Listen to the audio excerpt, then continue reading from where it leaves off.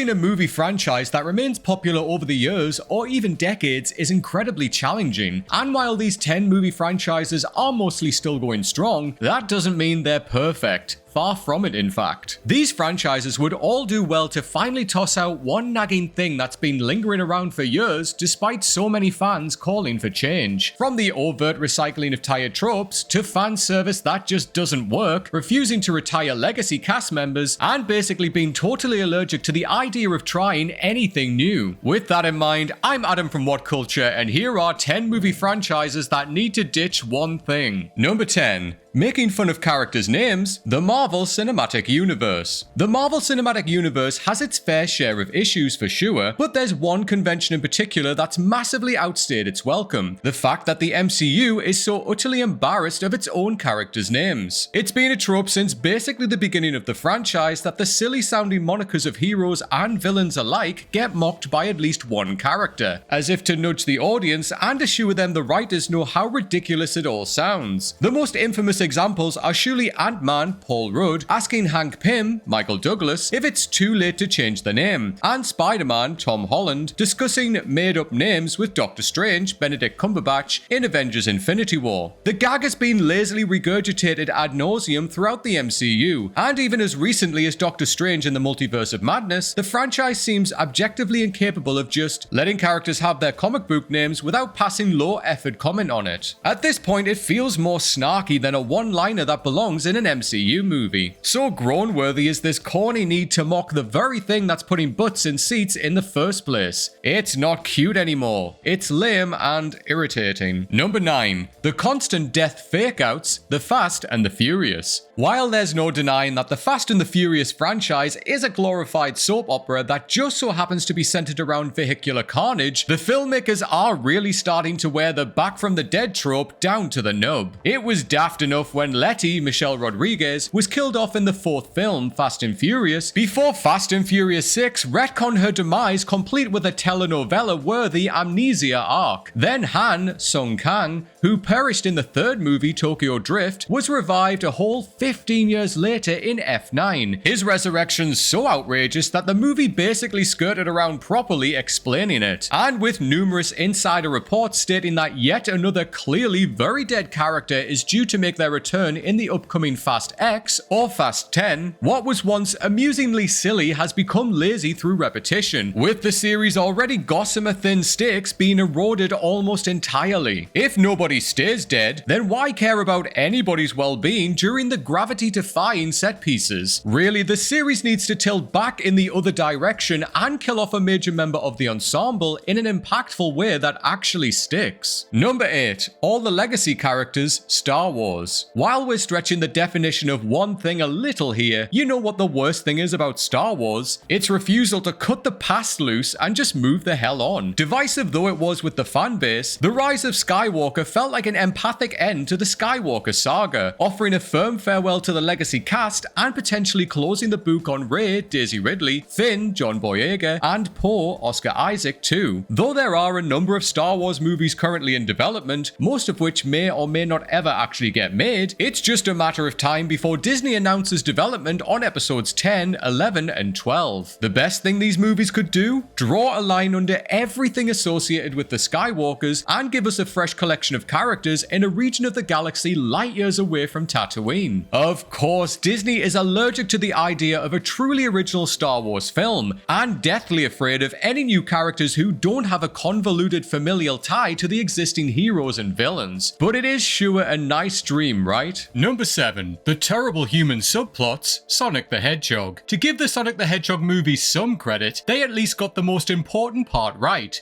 Sonic, after some post-production reworking, is a faithful recreation of his video game counterpart. The human element was certainly less appealing in the first movie because honestly, who really cares about the human protagonist Tom Wachowski, James Marsden, but at least it was deployed sparingly enough. Following the first film's success though, the sequel bafflingly decided it it needed to double down on the human subplots, and so devoted an entire 15 minutes in the middle of the movie to the wedding of Maddie's Tika Sumpter sister Rachel Natasha Rothwell in Hawaii. At this point, Sonic, Ben Schwartz, Tails, Pauline O'Shaughnessy, and Knuckles, Idris Elba, are pushed to the periphery for a quarter hour of blatant cutting room floor material that should have been trimmed down to a couple of minutes at most. With Sonic the Hedgehog 3 currently in development for 2024, the filmmakers need to appreciate that not a single solitary soul who pays to see a Sonic movie cares about any of this nonsense. Number 6. Jake Sully's dull narration, Avatar. Nobody's going to call the screenplays to the Avatar movies masterful, but they are shrewdly effective in onboarding the audience to the world of Pandora, and that's really what matters most. James Cameron's scripts for the first two Avatar movies both use plentiful voiceover narration from protagonist Jake Sully, Sam Worthington, and given that Worthington isn't exactly the most charismatic actor in the world, it does come off as a rather dull delivery mechanism for such a technologically advanced pair of movies. Following the release of Avatar: The Way of Water, many fans expressed hope that Avatar 3 would pass the narrating baton to another character, and a few weeks later, Cameron indeed confirmed that fans can expect a new narrator for the threequel. Beyond stating that he was planning to fine-tune the movie in reaction to what fans enjoyed most about the second film, he confirmed that Avatar 3 will be narrated instead by Jake's son, Loic, Britton Dalton, who memorably bonded with the Tulkun Payakan throughout Avatar: The Way of Water. Number 5. John Kramer, Saw. There's no way this won't be controversial, but John Kramer, Tobin Bell, is both the best and worst thing to ever happen to the Saw franchise. On one hand, Kramer was the fascinatingly motivated serial killer who headlined the original 3 Saw movies before finally being killed off. And on the other, he's such a compelling antagonist that the series has struggled to disentangle itself from him ever since. Hell, Kramer appeared in the next 5 sequels despite being dead, with extensive flashbacks being deployed to keep him in the periphery of the story before finally being absent from the 9th film, Spiral. But with Spiral's attempt to soft reboot the franchise falling flat, it was recently announced that the upcoming Saw 10 will see the return of Kramer yet again, in what's said to be a midquel set between the first 2 movies. Now, as much as we love Tobin Bell and his superb performance as Kramer, there is clearly a ceiling to what the series can be while still hopelessly attached to this character, played by a now 80-year-old Bell no less. Much like the Terminator franchise, Saw feels stuck in neutral while it remains obsessed with bringing it all back to its original star. Similar to Terminator, which has now shown how creatively bankrupt it is by refusing to move on from Arnold Schwarzenegger. Saw is such an evergreen concept for a horror franchise that it shouldn't be that difficult to reboot in an entertaining way. And while it will be fun to see Bell back as Kramer once again, after this, the series really needs to find compelling new blood to lead the charge. Number 4. Lazy fan service, Ghostbusters. Now, to be fair, everybody's definition and tolerance of fan service is very different. What's affecting and genuine to one person feels cynical and unearned to another. But by far the most vocal complaint about Ghostbusters Afterlife is that, though unquestionably well-intentioned by writer-director Jason Reitman, the sequel used nostalgia-fueled fan service as far too much of a crutch. It's a film which holds the iconography of the Ghostbusters franchise with sanctified reverence as to become overwrought, if not outright laughable.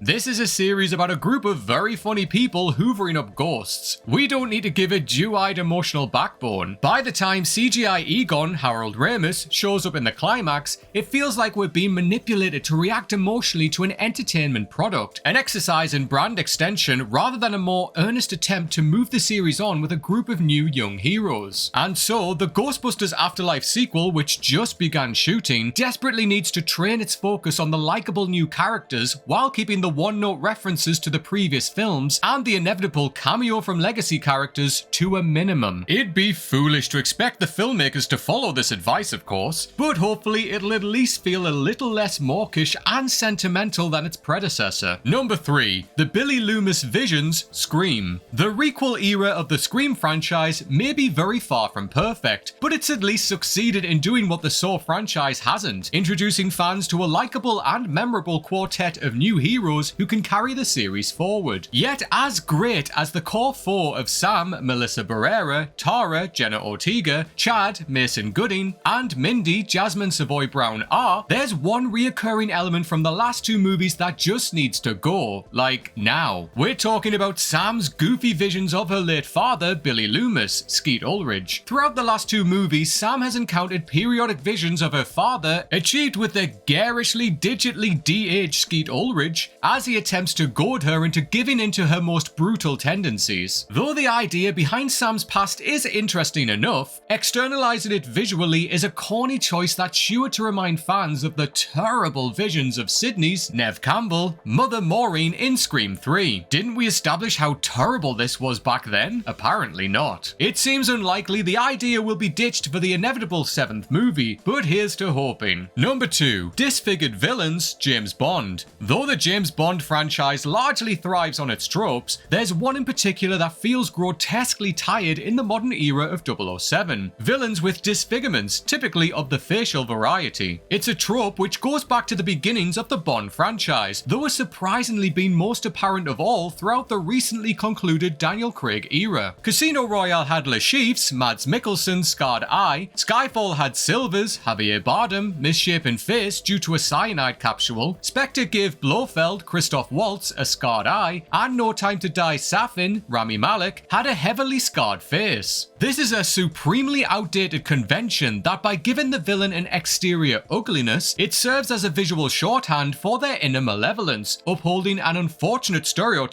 that people with facial disfigurements are anything but normal. And even if you don't find Bond's continued use of this trope personally offensive, it is a rather old hat conceit in 2023. Can we not be more creative with our villainous aesthetics? Very few people would miss the facial disfigurement if it went away for the next era of Bond, so it's at least worth trying to give it a rest, right? Number 1. Kenneth Branagh as director, Poirot. Kenneth Branagh absolutely kills it as Hercule Poirot in his new series of Agatha Christie's adaptations, but as a director, On both Murder on the Orient Express and Death on the Nile, Branagh has delivered firmly workmanlike filmmaking, certainly competent, but lacking in the energy and visual creativity that would match Christie's beloved source material. Basically, these films feel like generic thrillers rather than giddy pulp. There's no discernible sense of style, unaided by the excess use of unconvincing VFX in Death on the Nile in particular. While Branagh is already deep into post-production on A Haunting in Venice, if the franchise continues past this, it sure be nice to see him cede the director's chair to somebody else with a fresh idea of how these movies can be made. Branagh should absolutely stick around as Poirot, of course, but the eye of a younger, hungrier filmmaker should help these films feel less hermetically sealed and, well, a bit stale. It's probably not happening, given that Branagh is a reliable director who brings his projects in on time and budget, even if you'd probably not call him particularly adventurous. And as always, please do let us know what you think of our list in the comments section, and also let us know which film franchise you think needs to ditch one thing in particular. That I really want to know. If you want to follow me on socials, I am at Strawn87 on Twitter and on Instagram, so come and say hello to me on there. Thank you for watching, everybody. I hope you enjoy the rest of your day, and until next time, take care.